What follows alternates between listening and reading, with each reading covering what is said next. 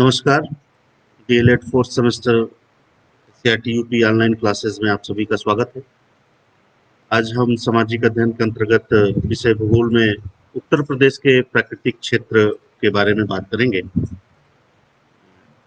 और उत्तर प्रदेश के प्राकृतिक क्षेत्र के अंतर्गत क्या-क्या विविधताएं हैं, क्या-क्या कौन-कौन से क्षेत्र हैं, उनकी प्राकृतिक और भौगोलिक स्थिति क्या है, तो इसके बारे में हम आज आपसे चर्चा करेंगे। सबसे पहले हम एक परिचय के तौर पे जो भौगोलिक परिचय है उत्तर प्रदेश का, उस पे बात करेंगे। तो उत्तर प्रदेश का जो लैटिट्यूडनल एक्सटेंट है, 23 डिग्री 52 मिनट उत्तरी अक्षांश से 23 डिग्री 24 मिनट उत्तरी अक्षांश तक और 77 डिग्री 5 मिनट पूर्वी देशांतर से 84 डिग्री 38 मिनट पूर्वी देशांतर तक है। तो ये इसका लैटिट्यूडनल और लॉन्गिट्यूडनल एक्सटेंट है इस प्रदेश का। पूर्व से पश्चिम तक इसकी लंबाई 650 किलोमीटर है और उत्तर से दक्षिण तक इसकी लंबाई 240 किलोमीटर है। तो उत्तर प्रदेश का जो संपूर्ण क्षेत्रफल है वो 2,40,928 वर्ग किलोमीटर है, जो भारत के संपूर्ण क्षेत्रफल का 7.33% है। क्रमशः जो है राजस्थान, महाराष्ट्र और मध्य प्रदेश, ये उत्तर प्रदेश से 3 बड़े जिले हैं क्षेत्रफल की दृष्टि से। उसके बाद चौथे नंबर पर उत्तर प्रदेश का है। तो इस प्रकार हम कह सकते हैं कि क्षेत्रफल की दृष्टि से उत्तर प्रदेश जो है चौथा राज्य है। और हम सब जानते हैं कि जनसंख्या की दृष्टि से प्रदेश जो है पहला सबसे ज्यादा डेंसली जनसंख्या वाला राज्य है। अब इसके बाद एक सर्वाधिक क्षेत्रफल वाले जो 4 जिले हैं, उनको हम घटते क्रम में अगर जाने, सबसे बड़ा जिला जो है वो खीरी है, उसके बाद सोनभद्र है, हरदोई है, सीतापुर है। इसी तरह से न्यूनतम क्षेत्रफल वाले जो 4 जिले हैं वो बढ़ते के क्रम में है, हापुड़, गाजियाबाद, भदोही और शामली। तो ये कुछ एक्सटेंट जो उत्तर प्रदेश की क्या स्थिति है, भौगोलिक स्थिति, उस पर एक सामान्य परिचय रहा। इसके अलावा इस मैप में भी आप देख रहे हैं कि उत्तर प्रदेश को हम मुख्य रूप से 4 मुख्य भागों में विभाजित करते हैं। एक जो पश्चिमी उत्तर प्रदेश का बहुत बड़ा भाग है जिसको हम ब्रज, और बीच में अवध है, ईस्ट में पूर्वांचल है और उसके साउथ पार्ट में देखें तो बुंदेलखंड रीजन है। तो ये बृहद रूप से 4 प्रमुख क्षेत्रों में हम इसको विभाजित करते हैं। इसके अलावा हम ये भी जानने की कोशिश करेंगे कि उत्तर प्रदेश से सटे हुए कौन कौन से राज्य हैं और नेपाल के साथ उत्तर प्रदेश की अंतर्राष्ट्रीय सीमा लगती है और कौन कौन से राज्य हैं, ये आपको जानने की जरूरत है। जानिए कि किस किस राज्यों से उत्तर प्रदेश की सीमाएं लगती हैं। अब जलवायु, वनस्पति और भू संरचना के आधार पर अगर बात करें तो हम मुख्य रूप से 2 प्राकृतिक प्रदेशों में, जो नेचुरल रीजन, जैसे भौगोलिक रूप से हम देखें जहाँ पे, तो इस पूरे प्रदेश को हम 2 मुख्य रूप से 2 मुख्य भागों में बांटते हैं। एक जो है वो दक्षिण का जो पठारी प्रदेश है, बुंदेलखंड और बघेलखंड वाला जो रीजन है, जिस बुंदेलखंड जो दक्षिण का पठारी प्रदेश का जो क्षेत्रफल है वो 45,200 वर्ग, और दक्षिण के पठारी प्रदेश में 2 प्रमुख भाग हैं, बुंदेलखंड और बघेलखंड। दूसरा जो प्रमुख नेचुरल रीजन है वो मैदानी भाग है। मैदानी भाग के अंदर और डिटेल में हम आगे की स्लाइड्स में आपसे चर्चा करेंगे। तो अगर हम जियोमॉर्फोलॉजी के अनुसार बात करें, भू-आकृति के हिसाब से, तो उत्तर प्रदेश को 2 विशिष्ट भौगोलिक क्षेत्रों में, गंगा के मध्यवर्ती मैदान और दक्षिण उच्च भूमि में बांटा जा सकता है। उत्तर प्रदेश का कुल क्षेत्रफल लगभग 90% हिस्सा गंगा के मैदान में है। तो इस प्रकार हम ये समझे कि उत्तर प्रदेश का ज्यादातर पार्ट्स जो है, ज्यादातर एरिया जो है वो मैदानी भाग है, वो गंगा का मैदान है। मैदान अधिकांशतः गंगा और उसकी सहायक नदियों द्वारा लाए गए जलोढ़ अवसादों से बने हैं और इस क्षेत्र के अधिकांश हिस्सों में उतार चढ़ाव नहीं है। मतलब कि जो टेबल लैंड, एक तरह से देखा जाए तो जो सतह का जो विस्तार है वो बहुत ज्यादा समतल है, बहुत ज्यादा ऊंचाई और बहुत ज्यादा पठार और इस तरह के उबड़ खाबड़ वाले क्षेत्र नहीं है, मैदानी भाग। तो अधिकांशतः क्षेत्र जो है समतल है। और यदि मैदान और ये मैदान बहुत उपजाऊ है, लेकिन इनकी ऊंचाई में भिन्नता है। जो पश्चिम उत्तर में अगर देखें तो 305 मीटर और सुदूर पूर्व में 58 मीटर। तो इसको ऐसे भी समझे कि अगर गंगा का जो बहाव का क्षेत्र है, ढल है, तो जो भी नदियां हैं वो अपने ढाल की तरफ बढ़ती हैं। तो पूरे प्रदेश में गंगा की स्थिति को देखें तो पूर्वोत्तर की तरफ जो है उसका ढाल कम है, 58 मीटर है। तो गंगा के मैदान की दक्षिणी उच्च भूमि अत्यधिक विच्छेदित और विषम विंध्य पर्वतमाला का एक भाग है, जो सामान्यतः दक्षिण पूर्व की ओर उठती चली जाती है, और यहाँ ऊंचाई कहीं कहीं 305 मीटर से भी अधिक है। तो अब इसकी जो बनावट है वो मुख्य रूप से जो उत्तर प्रदेश की जो भौगोलिक स्थिति है और उसकी जो जियोमॉर्फोलॉजी है, तो अगर इसमें देखें तो यह प्राचीनतम चट्टान नीस की चट्टानों से मिलकर बना है। इग्नियस रॉक जिसको बोलते हैं से, और नीस की चट्टानों से मिलकर बना है। यहाँ प्रमुख रूप से जो जलवायु है वो मानसूनी प्रकृति की है, मानसूनी जलवायु पाई जाती है। और ग्रीष्म ऋतु में जो एवरेज टेम्परेचर है वो 28 से 32 डिग्री सेंटीमीटर है, और एक औसत वर्षा जो है वो 100 सेंटीमीटर की वर्षा जो है यहाँ रिकॉर्ड की जाती है, और सामान्य ऊंचाई जो है वो 450 मीटर है। तो जो इसमें और भी जो एक भौगोलिक स्थिति के अंतर्गत जो है विंध्य मेखला का जो तीसरा प्रखंड जो है बुंदेलखंड है, इसके बारे में और हम डिटेल में बात करेंगे, जिसमें बेतवा, धसान और ये प्रमुख जो नदियां हैं, नर्मदा की ऊपरी घाटी, पंचमढ़ी से अमरकंटक तक वृक्ष पर्वत का जो हिस्सा सम्मिलित है। तो ये प्रमुख कुछ विंध्य में दक्षिणी पठार की जो नदियां हैं। तो बुंदेलखंड को एक भौतिक क्षेत्र घोषित किया गया है, और उसकी सीमाएं इस प्रकार निर्धारित की गई हैं कि वो जो क्षेत्र उत्तर में यमुना, दक्षिण में विंध्य, प्लेटो की श्रेणियां, उत्तर पश्चिम में चंबल, दक्षिण पूर्व में पन्ना, अजयगढ़ श्रेणियों से घिरा है, बुंदेलखंड के नाम से जाना जाता है। इसमें उत्तर प्रदेश के जो प्रमुख जिले हैं वो जालौन है, झांसी है, ललितपुर है, चित्रकूट है, हमीर है, बांदा है, महोबा है। और इसमें मध्य प्रदेश के जो कुछ जो जिले हैं वो सागर है, दामोह है, टीकमगढ़। ये जो पूरा जो भौगोलिक क्षेत्र, जो बृहद भौगोलिक क्षेत्र है, दामोह, टीकमगढ़, छतरपुर, पन्ना, दतिया के अलावा भिंड के जिले, लाहार और ग्वालियर जिले की मांडेर तहसीलें और रायसेन और बिरसा जिले के कुछ भाग भी शामिल हैं। हालांकि ये सीमा रेखाएं जो है भू संरचना की दृष्टि से उचित कही जा सकती। अब जो प्राकृतिक संरचना है उस पर हम और डिटेल में बात करेंगे। तो जैसा कि जानते हैं कि उत्तर प्रदेश का जो क्षेत्रफल है वो 2,40,928 वर्ग किलोमीटर है, और यह गंगा के मध्यवर्ती मैदान के उपजाऊ भूभाग से उत्तर में हिमालय की निचली पर्वतमाला और दक्षिण में विंध्य पर्वतमाला तक फैला हुआ है। इसका जो पूरा स्ट्रेच भौगोलिक रूप से जो प्राकृतिक जो इसका जो स्ट्रक्चर है वो इस प्रकार से है। और उत्तर प्रदेश की जो सीमाएं हैं, जैसा कि मैंने पहले स्लाइड में भी बात की थी, वो सीमाएं किन किन राज्यों से लगती है। इसकी सीमा जो है उत्तराखंड से लगती है, हरियाणा से लगती है, दिल्ली, राजस्थान, बिहार, झारखंड, मध्य प्रदेश। उत्तर में नेपाल के साथ अंतर्राष्ट्रीय सीमा से भी जुड़ा हुआ है।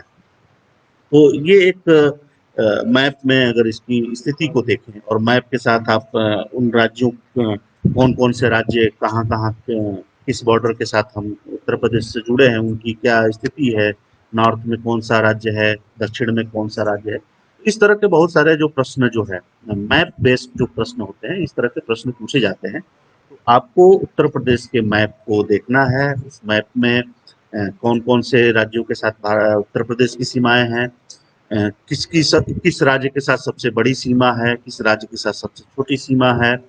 उत्तर प्रदेश के मैप में आप ये देखें कि ब्रज के रीजन में कौन कौन से जिले हैं, अवध में कौन से हैं, पूर्वांचल में कौन से हैं, बुंदेलखंड रीजन में कौन कौन से जिले हैं। तो ये विस्तृत मैप बेस्ड जो बहुत सारे सवाल हैं, तो इस प्रकार से उन सवालों के उत्तर आप खोज सकते हैं। जो यामुत्तर लाइन है, जो समय है वो किस जिले से में है, इसका लैटिट्यूडनल लॉन्गिट्यूड क्या एक्सटेंट है, इस तरह के बहुत सारे सवाल पूछे जाते हैं। वनस्पतियां, नदियां, इन सब और भी जो विविध प्राकृतिक क्षेत्र हैं प्रदेश के, उनके बारे में हम और चर्चा करेंगे। जैसा कि हम सब जानते हैं कि गंगा और यमुना जो प्रमुख दो नदियां हैं, इनके अलावा इनकी बहुत सारी सहायक नदियां हैं जो ट्रिब्यूटरीज हैं, और उनका कैचमेंट एरिया है। फिर उस नदी नदी की जो मॉर्फोलॉजी है, उसकी जो जियो मॉर्फोलॉजी है, उसके अलावा जो नदियों द्वारा बहुत सारे आकृतियों का निर्माण होता है, सब विषय आप पूर्व की कक्षाओं में पढ़े होंगे कि नदी के द्वारा जो अपर्दन के द्वारा कौन से आकृति का निर्माण होता है, और उन नदियों पे कौन-कौन से डैम बने हैं, कौन सी नदी सिंचाई के लिए उपयुक्त है, नहर को कहाँ से निकली। इस तरह के बहुत सारे जो प्राकृतिक क्षेत्रों से जुड़े हुए सवाल हैं, उनके उत्तर आपको खोजने चाहिए। इस तरह के प्रश्नों के सवालों के उत्तर आपको विभिन्न प्रतियोगी परीक्षाओं के लिए भी सहायक होंगे। तो गंगा और उसकी सहायक नदियां, यमुना नदी, रामगंगा नदी, गोमती नदी, घाघरा नदी, गंडक हिमालय के हिम से लगातार पानी लाती हैं। और विंध्य श्रेणी से निकलने वाली जो नदियां हैं, चंबल, बेतवा, केन, यमुना नदी में मिलने से पहले राज्य के दक्षिण पश्चिमी हिस्से में बहती हैं। विंध्य श्रेणी से निकलने वाली जो सोन नदी है, राज्य के दक्षिण पूर्वी भाग में बहती है। राज्य की सीमा से बाहर बिहार में गंगा नदी में मिल जाती है। तो ये कुछ प्रमुख नदियां हैं। कौन सी नदी किस नदी की ट्रिब्यूटरी है, मेजर रिवर, और नदी में कहाँ किस स्थान पे जाके मिलती है, उनका जो संगम स्थान क्या है, उसका उन नदियों के उद्गम स्थान क्या है, उन नदियों पे कहाँ कहाँ बांध बने हैं, उन नदियों पे किस तरह की बिजली की जो परियोजनाएं हैं, हाइड्रोलिक जो कौन से प्रोजेक्ट कहाँ पे हैं, इस तरह के बहुत सारे जो प्रश्न हैं, इनके प्रश्नों के उत्तर आपको खोजने चाहिए। अब हम बात करेंगे कि देश की जो वनस्पति और जीव जीव के बारे में, जो नेचुरल फ्लोरा एंड फ्यूना। तो जैसा कि पूरे राज्य के पूरे क्षेत्रफल का लगभग बस 12.8% वन से आच्छादित है। हिमालय प्रक्षेत्र, गंगा के मैदान में स्थित जो तराई भाबर के क्षेत्र हैं, वहाँ पे अधिकतर वन, जो तराई और भाबर वाले जो बेल्ट हैं, जो हिमालय के से नीचे के जो क्षेत्र हैं, वहाँ पे बहुत प्रचुर मात्रा में वनों की मात्रा है। विंध्य क्षेत्र के वन में अधिकतर झाड़ियां हैं। जौनपुर, गाजीपुर, बलिया में कोई वन भूमि नहीं है। 31 जनपदों में वन क्षेत्र बहुत कम है। कुछ ऐसे क्षेत्र हैं जहाँ पे वनों की प्रचुरता है, कुछ ऐसे क्षेत्र हैं जहाँ वन रहित है। तो ऊंचाई वाले स्थानों में रोडोडेंड्रन और भोजपत्र के जंगल हैं। उसके नीचे वाले क्षेत्रों में देवदार, चीड़ आदि पाए जाते हैं। तराई भाबर में साल, हल्दू, शीशम प्रचुरता से पाए जाते हैं। विंध्य के जंगलों में चिरौंजी, ढाक, सागौन, महुआ और तेंदू के जंगल होते हैं। पहाड़ी क्षेत्रों के जंगलों में जो नीचे वाले जो पातों, वहाँ कुछ क्षेत्रों में औषधीय पौधे भी पाए जाते हैं। साल, चीड़, देवदार और शीशम के पेड़ों का भी निर्माण कार्य के लिए इनके लकड़ी का उपयोग होता है। बबूल के अनेक प्रकार के रंग, बांस के पेपर उद्योग और तेंदू से बीड़ी बनाई जाती है। बेंत का उपयोग टोकरी और फर्नीचर में होता है। तो ये कुछ जो वनों से होने से जुड़े हुए जो उद्योग हैं, उनमें इन बड़ों वनों का बहुत व्यापक योगदान है। जैसा कि आप तेंदू तेंदू के पत्ती से बीड़ी बनाई जाती है, एक बहुत बड़ी इंडस्ट्री है। बांस से के उससे पेपर इंडस्ट्री के रूप में बांस को हम रॉ मटेरियल के रूप में यूज करते हैं। तो ये कुछ वनों के आर्थिक महत्व हैं, वनों के जो विस्तार के जो क्षेत्र हैं, उसके बारे में हम यहाँ पे थोड़ी सी बात की। अब हम थोड़ा डिटेल में हम बात करेंगे। जो जैसा कि हमने कहा कि जो दक्षिण का जो पठारी प्रदेश है, उसका क्या भौगोलिक इम्पोर्टेंस है और उसकी क्या जियोमॉर्फोलॉजी है, इस पे आपसे बात करेंगे। तो इस जो अगर पठारी प्रदेश की जो संरचना, प्राकृतिक दशा क्या है, उसकी वहाँ की मिट्टी क्या है, जलवायु के अनुसार इन बेसिस पे संरचना, प्राकृतिक दशा, मिट्टी और क्लाइमेट के अनुसार हम दो भागों में विभाजित किया जाता है। प्रथम में मध्य भारत का जो पश्चिमी वाला पठारी भाग है, जो बुंदेलखंड के पठार का एक भाग है। यहाँ पे जो चट्टाने हैं, वो नीस नामक चट्टानों से निर्मित है। झांसी इस भाग का जो केंद्र है।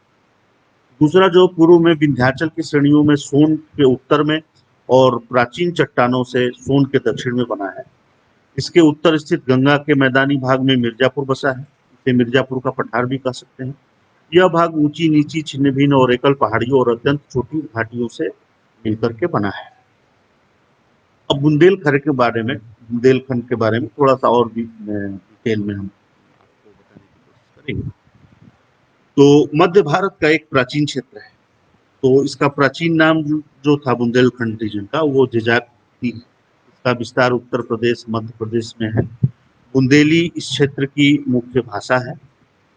भौगोलिक और सांस्कृतिक विविधताओं के बावजूद बुंदेलखंड में जो एकता और समरसता है, उसके कारण यह क्षेत्र अपने आप में एक अनूठा है। बुंदेलखंड की जो सांस्कृतिक स्थल हैं, कि बुंदेलखंड का जो भौगोलिक विस्तार है, वहाँ पे प्राकृतिक विविधताएं हैं, इसके बारे में हम डिटेल में बात करेंगे। ऐतिहासिक रूप से बुंदेलखंड का एक बहुत बड़ा महत्व है और सामाजिक और सांस्कृतिक विरासत, वहाँ बुंदेली माटी में जन्मी अनेक विभूतियों के नाम आप जानते हैं, उनके कार्यों से आप परिचित हैं।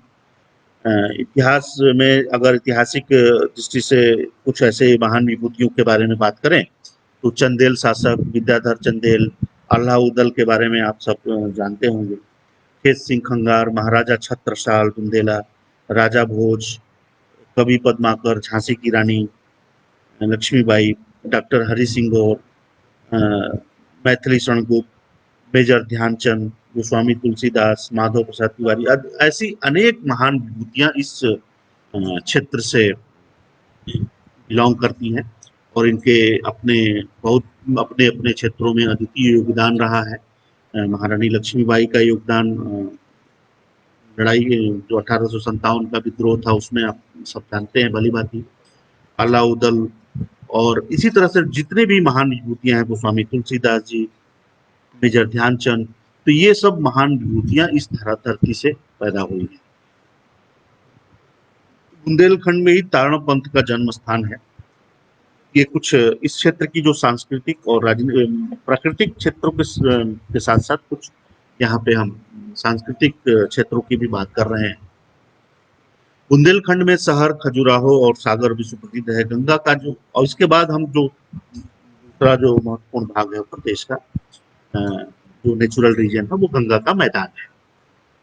गंगा के मैदान में उत्तर प्रदेश का अधिकांश भाग आता है। जैसा कि मैंने पहले भी बताया कि ज्यादातर जो एरिया है वो गंगा के मैदान के वाले ही एरिया हैं जो इस प्रदेश में है।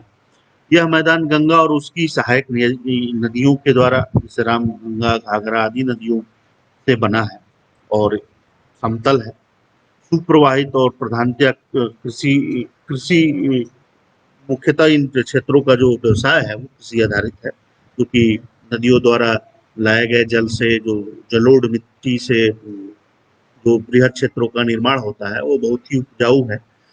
तो इसलिए इस प्रधानतया जो है वो कृषि आधारित क्षेत्र है। इस मैदान को निम्नलिखित उप विभागों में भी विभक्त किया जा सकता है। अगर गंगा के मैदान को हम कई सारे सब भाग में बांटें, तो उसमें ऊपरी गंगा का जो मैदान, जो इलाहाबाद के समीप तक, और जहाँ पे अगर वार्षिक वर्षा रेखा, अगर नेचुरल हम एनुअल रेनफॉल के हिसाब से हम डिस्ट्रीब्यूट करें, तो वहाँ पे औसतन 40 इंच की वार्षिक वर्षा होती है। पश्चिम में स्थित जो इसका जो धरातल जो है 400 फुट जो है, उससे 700 फीट, और अलग अलग जो ये ऊपरी का गंगा का जो मैदान है, वो अलग अलग क्षेत्रों में उसकी अलग अलग ऊंचाइयां हैं। तो इस जो गंगा का मैदान का अधिकांश जो भाग है, वो गंगा और यमुना के दोआब में पड़ता है। दो नदियों के द्वारा जो बनाए गए क्षेत्र हैं, जहाँ उसको जो दोआब वाला भाग है, वो गंगा और यमुना का जो दोआब है। और गंगा की तलहटी में जैसे हम ऊपर उठते हैं, जाते हैं, वर्षा की मात्रा कम होती जाती है।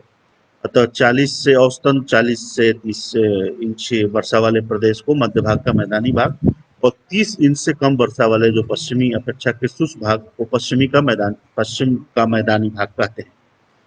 अब इसी में जो दूसरा है वो मध्य गंगा का मैदान है। इसका अर्ध भाग इलाहाबाद से पूर्व उत्तर के पूर्वी जिलों में पड़ता है। शेष भाग, अर्ध भाग, बिहार पटना नगर तक पहुंचता है।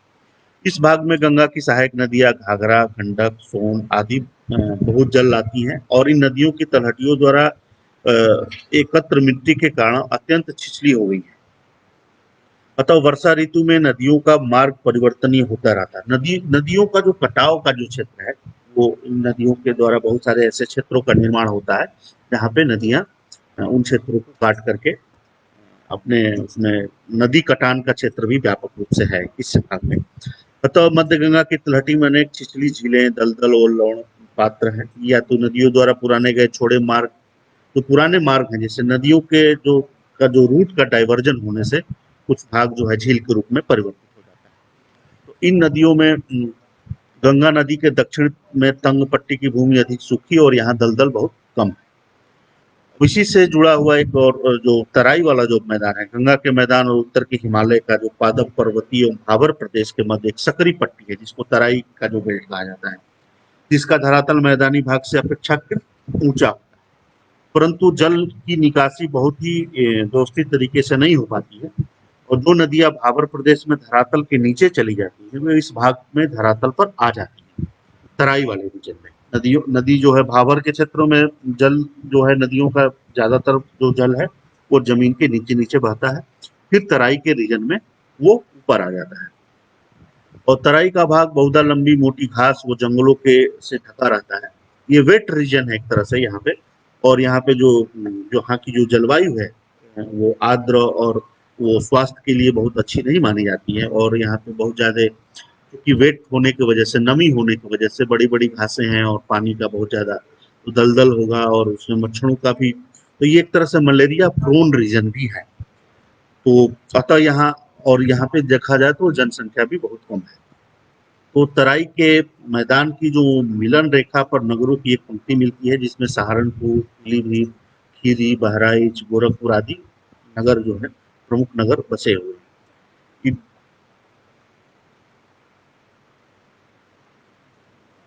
अब हम यहाँ पे प्रदेश की जो मिट्टी और वर्षा की विषमता और सिंचाई से जुड़े हुए कुछ बातों पर आपका ध्यान आकर्षित करना चाहेंगे।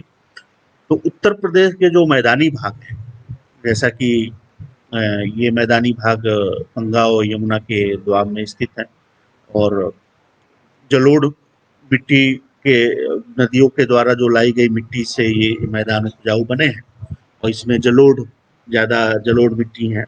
तो नदी के किनारे के पास वो का जो क्षेत्र है उसको हम खादर कहते हैं और नदी के किनारे के पास खादर मिट्टी रहती है और बांगर में अच्छे जल निकासी वाली दोमट मिट्टी पाई जाती है, तो जिसके नीचे अधिकतर कंकड़ की परतें होती हैं। राज्य में दोमट मिट्टी, लोम और मटियार, क्ले और भूर या बलुआ इससे मिश्रण से बनी हुई कई प्रकार की मिट्टियां पाई जाती है। तो ये जो प्रमुख मिट्टी है यहाँ पे वो दोमट है, बलुआ मिट्टी भी पाई जाती है और खादर वाले क्षेत्र की अलग तरह की प्रकृति की मिट्टी है। करेली मिट्टी भी पूर्वी भाग के निम्न भाग कुछ भागों में काली मिट्टी भी पाई जाती है। तो मटियार और करेल मिट्टी पूर्वी भाग के निम्न भागों में मिलती है जो धान के लिए उपयुक्त है।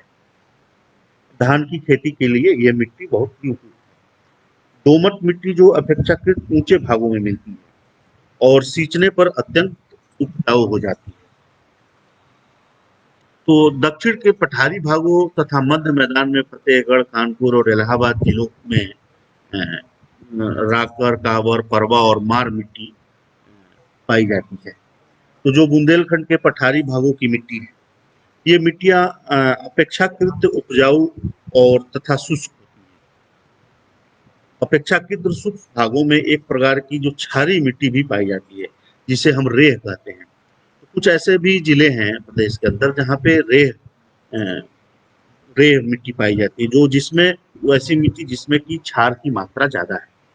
तो यह मिट्टी और रेह के वजह से जो है वो ऊसर वाले क्षेत्र भी बन जाते हैं।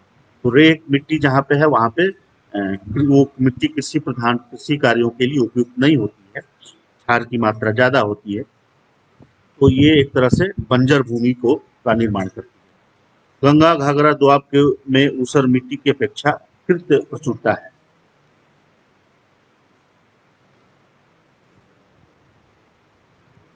तो अभी हम उत्तर प्रदेश के जो प्राकृतिक क्षेत्र हैं, उत्तर प्रदेश की भौगोलिक स्थिति क्या है, उत्तर प्रदेश में जो प्रमुख नदियां हैं, उत्तर प्रदेश के प्रमुख वनस्पतियां क्या हैं, वन क्षेत्र क्या हैं, उनका विस्तार क्या है। तो ये हमने कुछ प्राकृतिक क्षेत्रों के बारे में आपसे चर्चा की। इसके अलावा भी उत्तर प्रदेश की क्या-क्या विविधताएं हैं, सांस्कृतिक रूप से, राजनीतिक रूप से, आर्थिक रूप से। आर्थिक में कृषि की, उत्तर प्रदेश की कृषि का क्या है स्वरूप, कौन कौन सी प्रमुख फसलें हैं, कौन कौन से प्रमुख आयात निर्यात के क्षेत्र हैं, किन फसलों का आयात होता है, कौन सी फसल की प्रचुरता है, कितनी औद्योगिक क्षेत्र हैं। तो ये एक तरह से आर्थिक, उत्तर प्रदेश का जो आर्थिक दृष्टिकोण है, सांस्कृतिक दृष्टिकोण क्या क्या है। इसके अलावा और भी जो भौगोलिक विविधताएं हैं, यातायात के जो साधन हैं, उन साधनों का क्या, कितना क्या विस्तार है, कितने नेशनल हाईवे हैं, कौन कौन से हाईवे किन किन राज्यों को जोड़ते हैं। इस तरह के बहुत सारे जो सवाल हैं, प्रश्न हैं, इनके उत्तर आपको खोजने हैं।